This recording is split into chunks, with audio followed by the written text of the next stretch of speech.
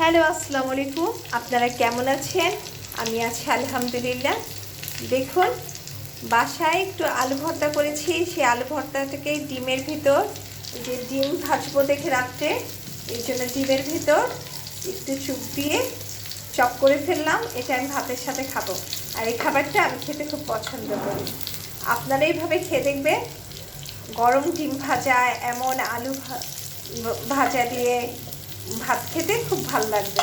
আর সাথে একটু মুরগির মাংসের তরকারিও আছে।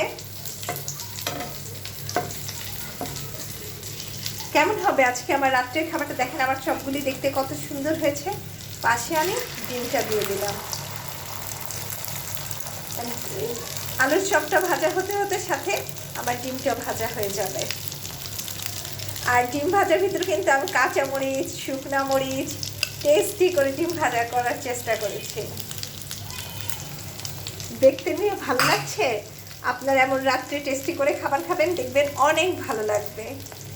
সবাই ভালো থাকবেন, আমার জন্য দোয়া করবেন, আমিও যেন ভালো থাকি। আল্লাহ হাফিজ।